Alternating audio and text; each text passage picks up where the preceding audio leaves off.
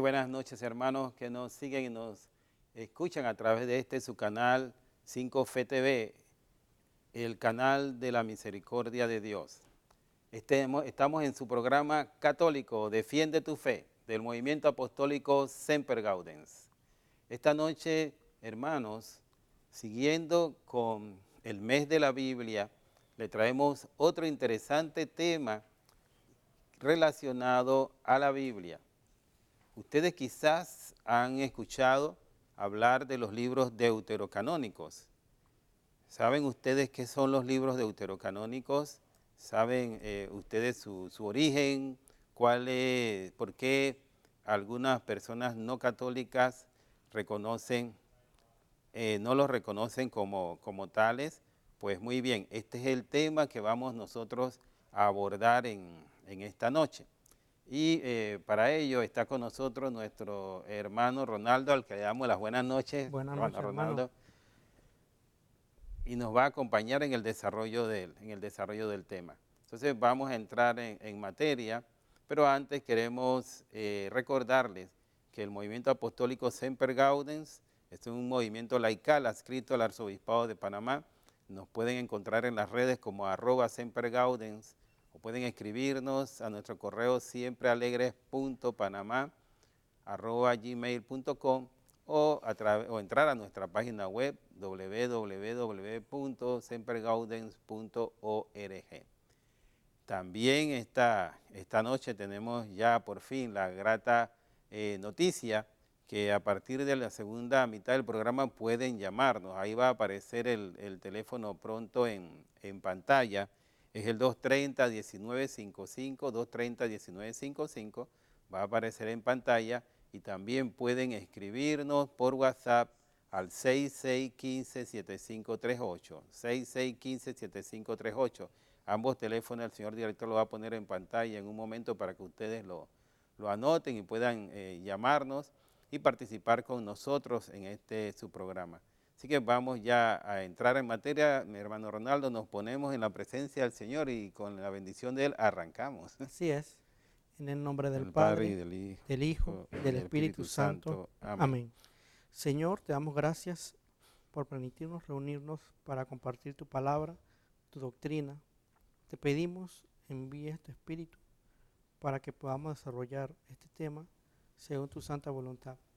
Te pedimos para que todos los que nos escuchan puedan comprender, entender y amar más la iglesia, aquella iglesia que tú fundaste. Santa María la Antigua, ruega por nosotros. Amén. Amén. En el nombre del Padre y del Espíritu Santo. Amén. Bueno, hermanos, vamos a comenzar pidiéndole al hermano Ronaldo que nos explique qué es esto de deuterocanónicos, disculpen. ¿Qué significa deuterocanónicos? ¿Cuáles son esos libros y cuál es la historia que envuelven a estos libros que han sido llevados, traídos, ¿no? Pero que siempre es una historia muy interesante? Hermano Ronaldo. Sí, vamos a empezar con un poco de historia, ya que hoy vamos a ver lo que es el libro de los Macabeos y qué nos enseña el libro de los Macabeos y cuál es la historia detrás del libro de los Macabeos. Como bien saben, el libro de los Macabeos es parte del canon, lo que es llamado los libros deuterocanónicos. Los libros deuterocanónicos, el director nos puede poner la primera lámina. Los libros deuterocanónicos, y la palabra deuterocanónico viene del griego y significa enlistados otra vez. Vamos a hacer un poquito de historia para poder comprender el origen de este término y por qué se le llama deuterocanónicos. Primeramente, como bien vemos, la palabra deuterocanónico viene del griego. Al inicio del cristianismo, al inicio de la iglesia, cuando se empezaron a desarrollar las primeras comunidades cristianas, los apóstoles y los cristianos, todo lo que predicaban y anunciaban el evangelio, utilizaban una Biblia, pero no como la conocemos hoy.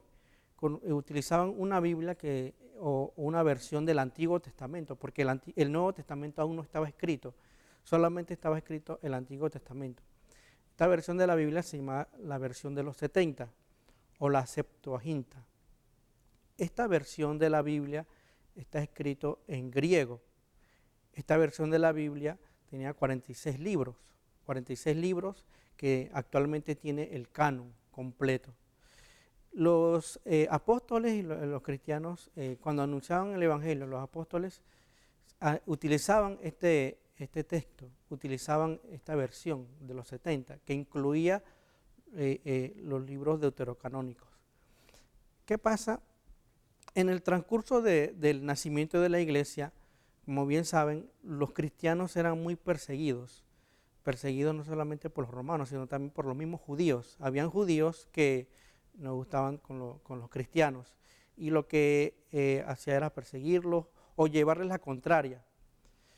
Ellos vieron que el cristianismo fue y empezó a crecer y los cristianos aumentaban, por lo cual ellos iban a reunirse o se reunieron para ver qué hacían frente a ese crecimiento del cristianismo. Por lo cual los judíos que estaban en contra del cristianismo se reúnen en un concilio llamado Yamnia. Este concilio de Yamnia tenía el objetivo de ver qué hacer con el crecimiento de los cristianos que no sabían cómo controlar.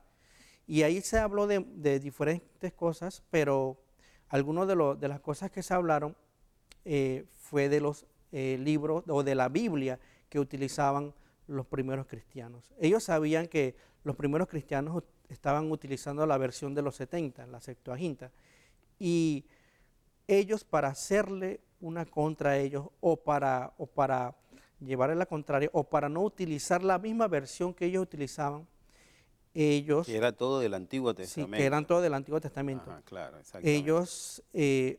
Ellos decidieron excluir 7 libros, y esos 7 libros es lo que conocemos como deuterocanónicos.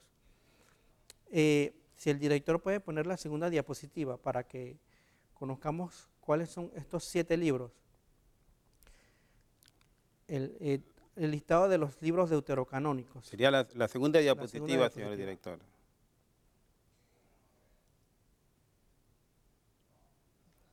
Para atrás, exactamente. Ok. Sigue hablando. Ok, bien. Mientras el director busca, lo que iba a mencionar es que los libros deuterocanónicos son Judith, Tobías, Primera, Segunda de Macabeos, Baruch, Sabiduría, Eclesiástico. Estos libros, que son 7, fueron los libros que en el concilio de Yamnia, que nuevamente recalco que es un concilio que fue de fariseos, que fue de judíos que iban en contra del cristianismo. Ellos, fue por allá, por el año 70. En el año 70. Más o menos, después de nuestro Señor Jesucristo. En el año 70 fue este concilio. Ellos decidieron excluir estos libros para tener una versión propia que no se pareciera a la versión de los 70 que utilizaban los cristianos, los primeros cristianos. ¿Qué pasa? Luego de eso, como sabemos, para los cristianos esto no fue problema en el sentido de que ellos no iban a tomar en consideración ese concilio, porque ese concilio ni siquiera era cristiano, era anticristiano. Se habló mal de Jesús ahí, por lo cual ese concilio no afectó en nada a la iglesia en cuanto al canon, porque el canon que mantenía tenía los 46 libros. Siglos después, ya para el siglo IV, ya la iglesia hizo un intento de traducir la Biblia. Entonces, a través del Papa Dámaso, él dejó a cargo o delegó a alguien para la traducción de la Biblia. ¿Quién fue? San Jerónimo, que este mes lo celebramos, el 30 de septiembre, en el mes de la Biblia.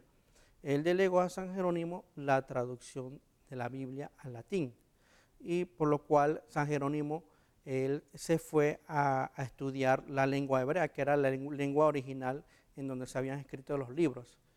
Y allí, con todos los estudios que tuvo, él llegó a traducirla. Pero lo interesante es esto, que luego la iglesia define el canon. Ya en en el concilio de Hipona y Cartago, en el 394 y 397 respectivamente.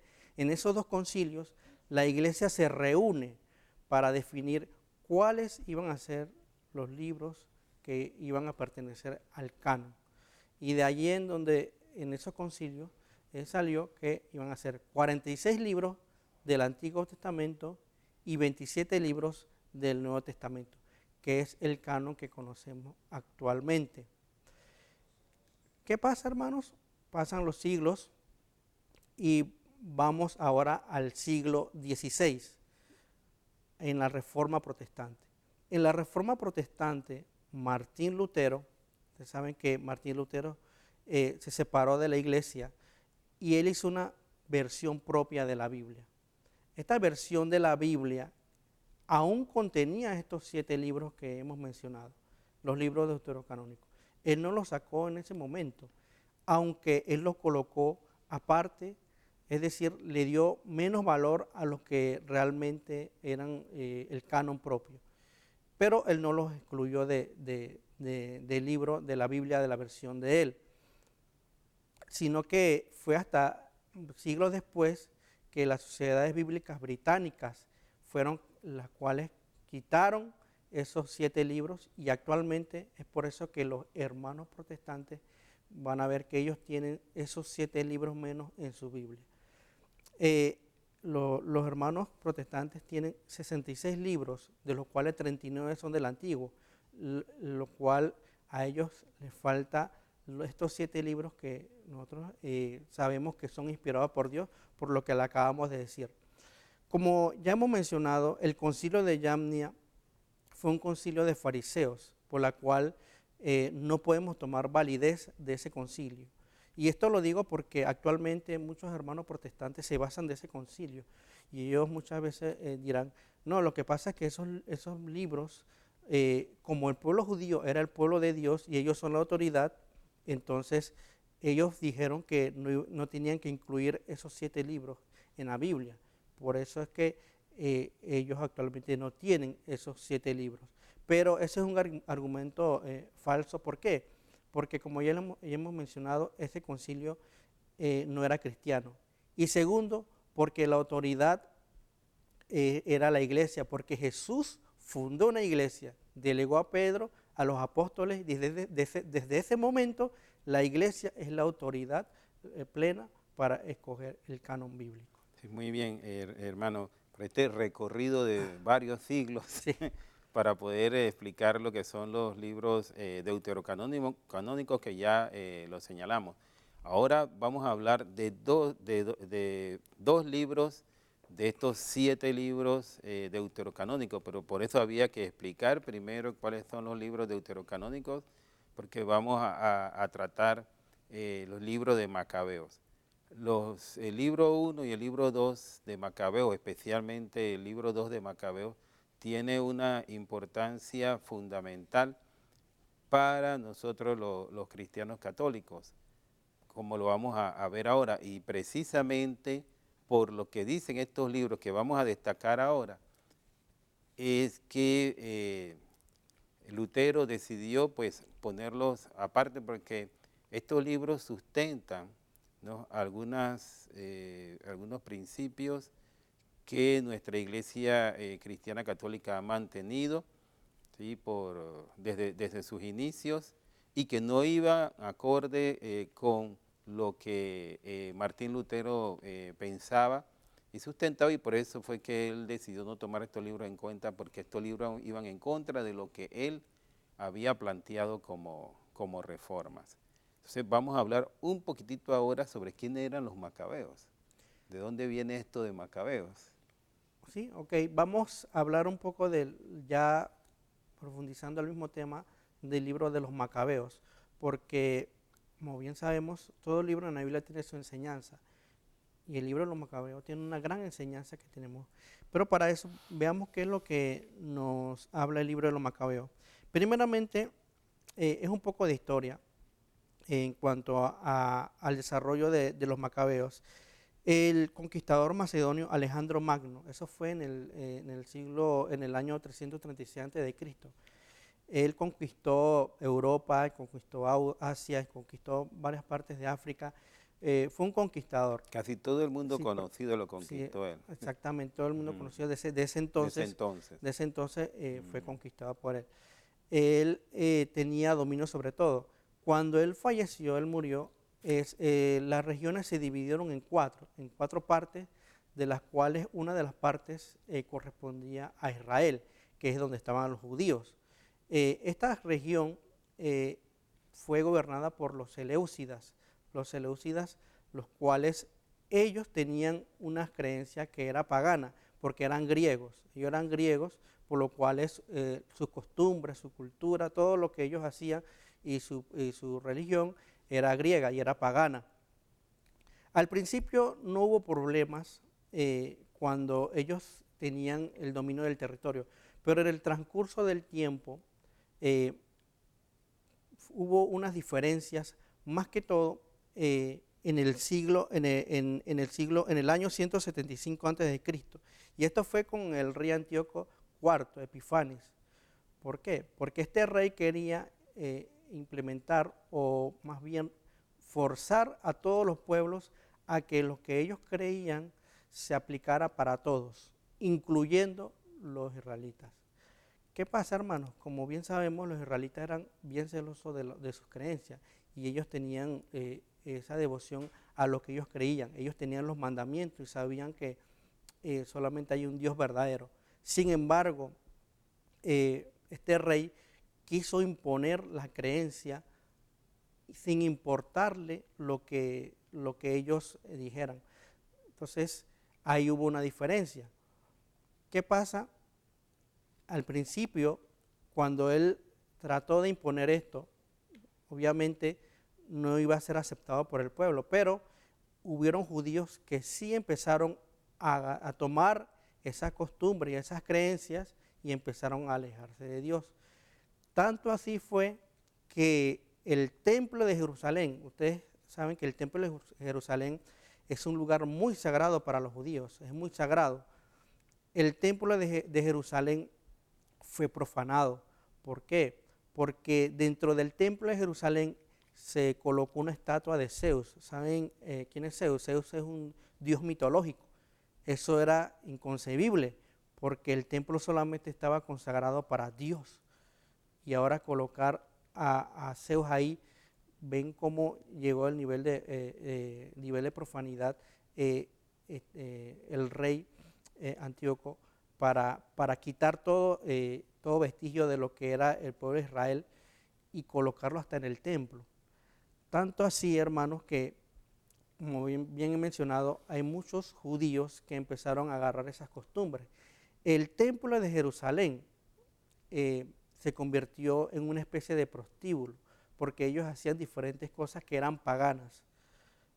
No solamente eso, sino que en ese tiempo se celebraban lo que eran las Olimpiadas, y ellos se colocaban o practicaban ese tipo de creencias de ellos, y prácticamente todo eso era en contra de lo que realmente le era dedicado el templo.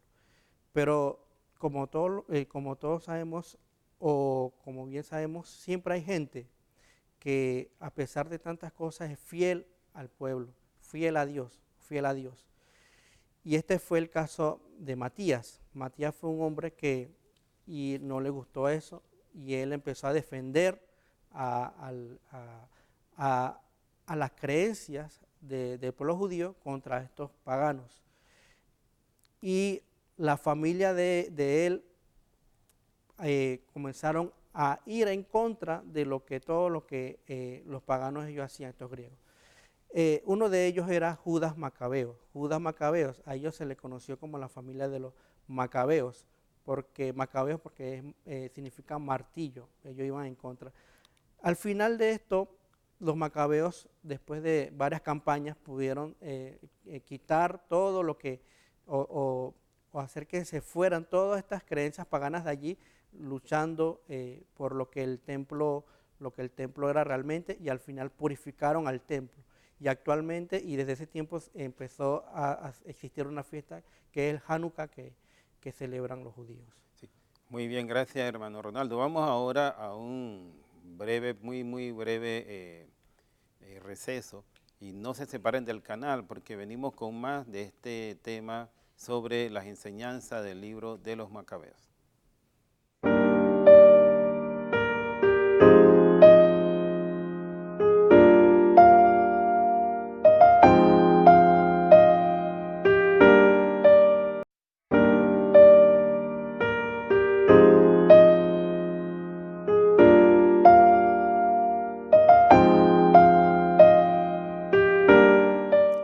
Estamos de vuelta, hermanos, con su programa católico, Defiende tu Fe, del Movimiento Apostólico Semper Gaudens. Vamos ahora, después de este recuento histórico, a entrar, ¿no?, en detalles muy puntuales de la importancia del libro de los Macabeos y por qué estos libros, Lutero y los que le siguieron a él, pues lo pusieron a un lado. ¿Por qué estos libros, por qué se dice que, o de hecho era, que Lutero no los aceptaba porque iba en contra de algunos de los principios que él preconizó con su llamada reforma? Uno de estos puntos es la inmortalidad del alma. Entonces el hermano Ronaldo nos va a hablar de este punto. Sí, vamos a leer una cita bíblica del libro de los Macabeos. Es muy importante este tema de la inmortalidad del alma. Según de Macabeos Señor 7:26. director, si nos pone la siguiente lámina, por favor. Segunda de Macabeos. 7:26. Pues aunque me libre al presente del castigo de los hombres, sin embargo, ni vivo ni muerto podré escapar de las manos del Todopoderoso. Según de Macabeos 7:26. Este texto bíblico nos habla sobre la inmortalidad del alma. ¿Por qué? Porque aquí vemos cómo se menciona de que ni vivo ni muerto, es decir, está hablando de una persona que esté viva o que esté muerta, podrá escapar de las manos del Señor. Entonces vemos cómo esto es acorde a lo que es la creencia cristiana, que creemos que el alma no muere cuando una persona fallece, cuando una persona deja este mundo, aún el alma sigue vivo, es decir, que el alma es inmortal, y ese alma que es inmortal se va a donde Dios, se va a un juicio, y no es que queda dormido, porque hay algunas personas, algunos grupos que creen que cuando una persona muere, la persona se queda dormida y que el alma ahí muere, pero no es así. El alma es inmortal. El alma, una vez que la persona fallece, va a donde Dios y sigue vivo y va a seguir vivo y va a mantenerse siempre porque es eterno. Ahora, esto también nos ayuda en el concepto de la oración a los difuntos. ¿Por qué?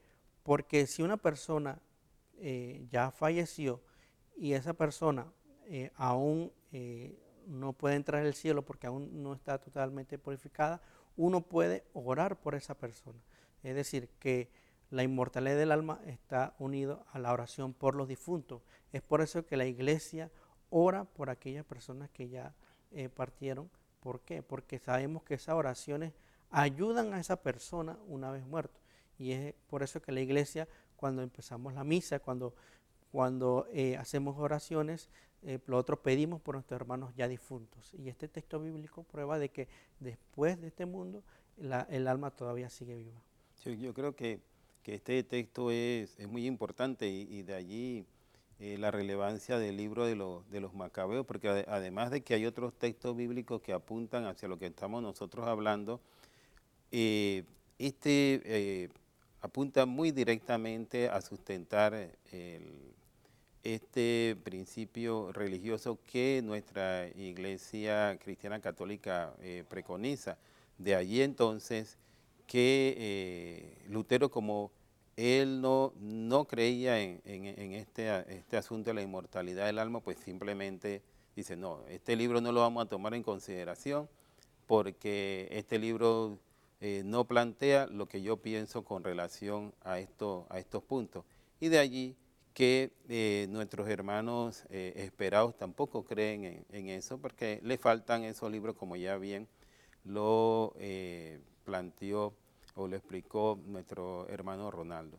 Otro punto importante que habla también el libro de los Macabeos es sobre el purgatorio. Señor director, ¿nos puede poner, por favor, segunda de Macabeos 12:46?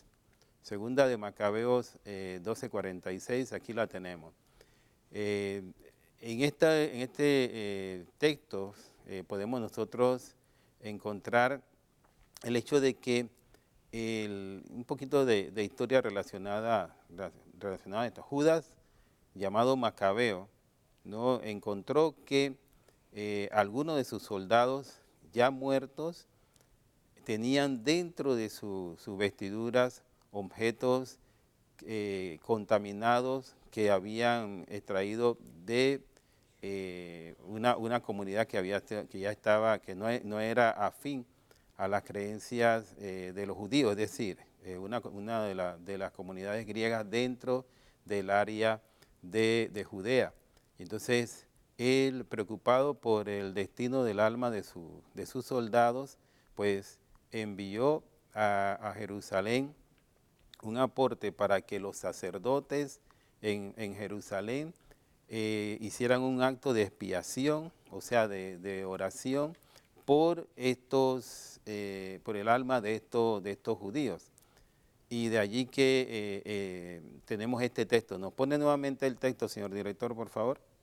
Dice, por eso mandó, se está refiriendo a Judas Macabeo, a hacer este sacrificio expiatorio en favor de los muertos, para que quedaran liberados del pecado. Entonces, si nosotros, nos dé a la lámina un momento, señor director, por favor. Si nosotros revisamos con detenimiento esta cita bíblica, nos damos cuenta que Judas Macabeo manda a hacer, ¿no?, un acto de sacrificio expiatorio que tiene la finalidad, ¿no?, la finalidad de hacer que esos soldados que ya estaban muertos, o sea, el alma, porque ya el cuerpo no, el alma de esos soldados que ya estaban muertos, fueran liberados del pecado. O sea, nosotros como cristianos católicos sabemos que si nosotros al morir tenemos algún pecado que no hayamos confesado, entonces y que no sea mortal, no podremos entonces ir al cielo. Entonces, si nosotros morimos en pecado mortal, pues iremos al infierno. Por consiguiente, no vamos a necesitar ningún acto de expiación, porque el que ya cae en el infierno es porque rechazó a Dios y de allí no va a salir. Y los que están en el cielo tampoco van a necesitar un acto de expiación, porque ya están con el Señor en el cielo. De tal manera que tiene que haber un lugar a donde va el alma de los que mueren en pecados veniales, pecados no mortales, y que allí van a permanecer en un acto en un momento o un lapso de tiempo indefinido de purificación, para poder ser dignos de entrar al cielo cuando el Señor así lo determine. Este lugar, la Iglesia Cristiana Católica, como le llama, purgatorio, de purgar, es decir, de pagar por una pena, por un tiempo indeterminado, y después poder ser dignos de estar permanentemente en presencia de Dios. Por consiguiente, nos dicen los hermanos esperados, pero es que ustedes están hablando de un término que no existe en la Biblia. Pues es cierto, el término purgatorio no existe en la Biblia, ya hemos tocado ese tema en otros programas, como tampoco existe el tema de la Santísima Trinidad. O sea, en ningún momento en la Biblia está el término Santísima Trinidad, pero sí está enunciado cuando el Señor Jesús envía a sus apóstoles a que bauticen a toda criatura en el nombre del Padre y del Hijo y del Espíritu Santo. Pues ahí está anunciado también la Santísima Trinidad. De esta manera también en este y otros textos está enunciado el concepto de purgatorio muy claramente. Y otro término que también es importante, ¿no? que se puede definir o tocar aquí en este libro de los Macabeos, hermano Ronaldo, ¿cuál sería? También el tema de la intercesión de los santos. La intercesión de los santos también se encuentra en el libro de los Macabeos. Está en 2 de Macabeos 15, 11 al 14. Para el director, para si no conozca la cita bíblica. Macabeos 15, 11, 14. Este texto bíblico nos habla de que el sacerdote Onías y el profeta Jeremías intercedan por el pueblo. Su visión fue tal como sigue. Onías, que había sido sumo sacerdote, hombre bueno y bondadoso, afable, de suaves maneras, distinguido en su conversación, preocupado desde la niñez por la práctica de la virtud, suplicaba con las manos tendidas por la comunidad de los judíos.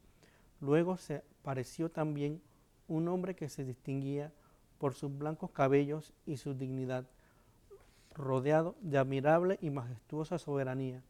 Onías había dicho: ese es el que ama a sus hermanos, el que ora mucho por su pueblo y por la ciudad santa, Jeremías, el profeta de Dios. Aquí en este texto bíblico vemos cómo el sacerdote Onías y el profeta Jeremías que ya habían fallecido, interceden por el pueblo de Dios. Esta es una enseñanza plenamente católica y acorde a lo que nosotros practicamos, porque nosotros creemos en la intercesión de los santos. Nosotros sabemos que las personas que son santas, que mueren en santidad con Dios, y aquellos que ya han purgado y han ido al cielo, ellos pueden interceder por aquellas personas que estamos acá en la tierra. Es decir, hay una comunión con los santos, una comunión por la cual ellos rezan por nosotros, ellos interceden ante el Padre por nosotros, por cualquier situación. Entonces vemos como en el libro de los Macabeos también está reflejado esta creencia católica, y por eso que vemos como estos temas que muchas veces son cuestionados desde el Antiguo Testamento, ya es una creencia, es decir, que no es un invento de la iglesia. Ya desde el Antiguo Testamento se creía en la intercesión de los santos, y nosotros seguimos pidiéndole a los santos, rogándole a los santos que interceda por nosotros. Sí. Entonces queda claro, hermano Ronaldo, que el libro de los Macabeos reviste una importancia fundamental en cuanto a las creencias de la Iglesia cristiana católica, a pesar de ser un libro previo a los libros del Nuevo Testamento, ¿sí? En su contenido, ¿no? Nosotros podemos encontrar otros puntos, además de los que hemos señalado esta noche, que hemos traído los más relevantes para destacar o señalar su importancia, y es obvio también que los hermanos esperados pues no van a aceptar esos libros por lo que ya hemos nosotros explicado. O sea, no van a aceptar esa creencia por lo que ya hemos nosotros explicado, puesto que ellos se basan en los otros libros del Antiguo Testamento, los restantes libros del Antiguo, 39 libros del Antiguo Testamento excluyen estos 7. Ya hemos explicado también la razón por la cual se ha hecho, pero nosotros sí queremos destacar la importancia del libro de los Macabeos, no solamente de la parte histórica, no solamente porque están dentro del grupo de los libros deuterocanónicos, que ya también Ronaldo les ha explicado muy bien, sino también por el hecho de lo que ellos contienen, hermano Ronaldo. Sí, yo quería agregar algo muy importante del libro de los Macabeos. Si nosotros nos damos cuenta del relato de los Macabeos que mencionamos, vemos cómo hubo un grupo de judíos que fueron fieles, a pesar de que muchos judíos estaban cayendo en cosas paganas. Hubo un grupo que siguió fiel, Y gracias a ese grupo es que se defendió el templo de Jerusalén, se defendió lo que es todas las creencias que se tiene hacia el Dios verdadero. Y yo me imagino cómo sería actualmente, porque recuerden que el templo de Jerusalén era algo muy sagrado para los judíos.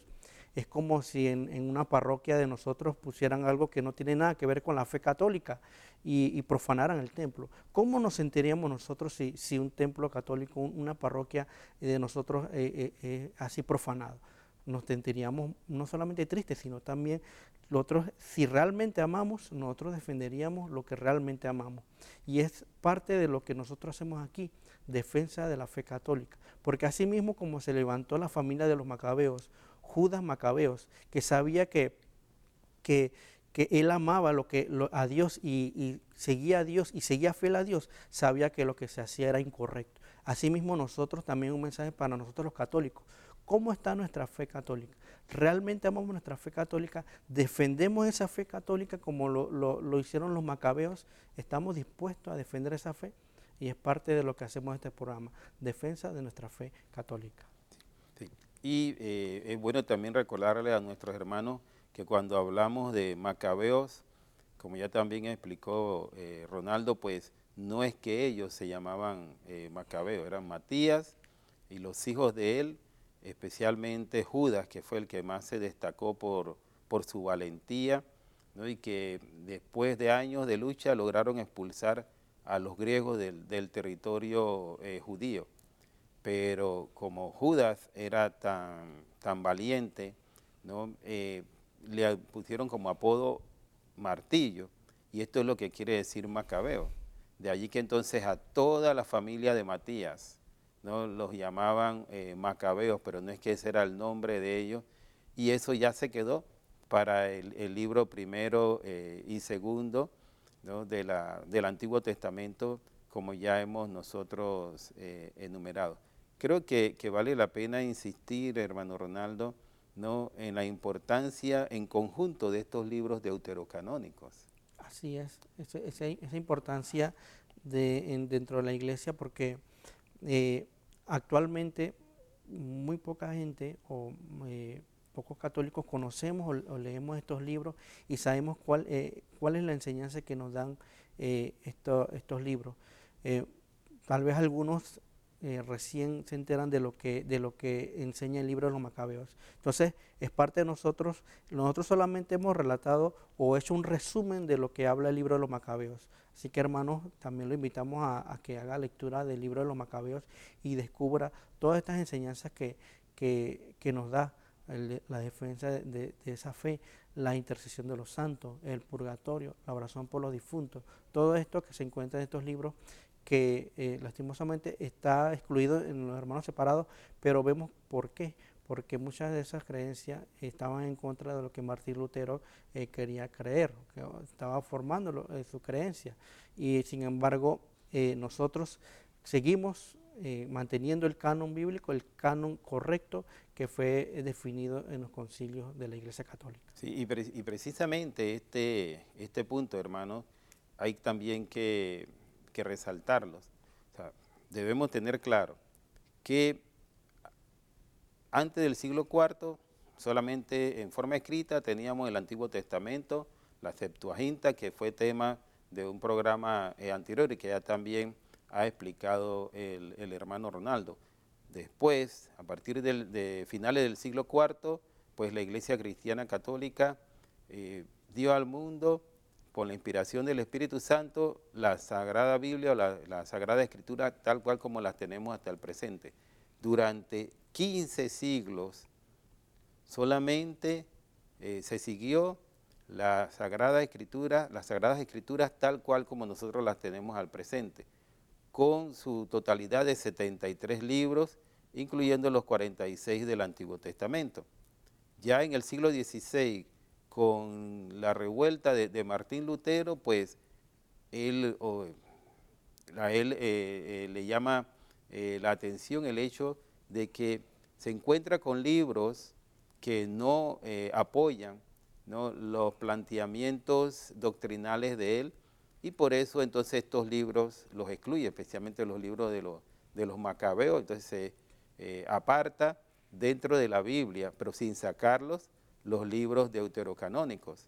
Pero no es sino hasta el siglo XVIII, más o menos, que las sociedades bíblicas británicas deciden sacar de la Biblia Reina Valera, que es lo que utilizan nuestros hermanos esperados, los libros deuterocanónicos.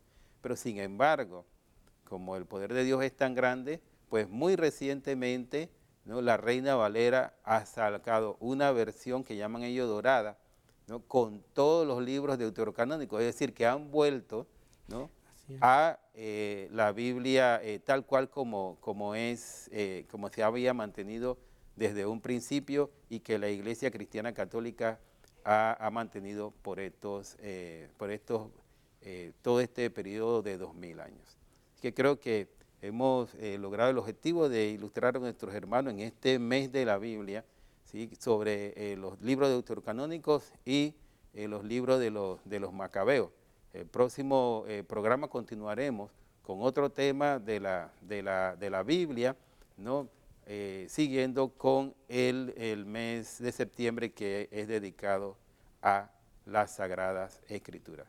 Muy bien, hermano Ronaldo, muchísimas gracias por estar aquí con nosotros, y no nos queda pues más que decirles a ustedes que tengan una semana siempre alegres en el Señor.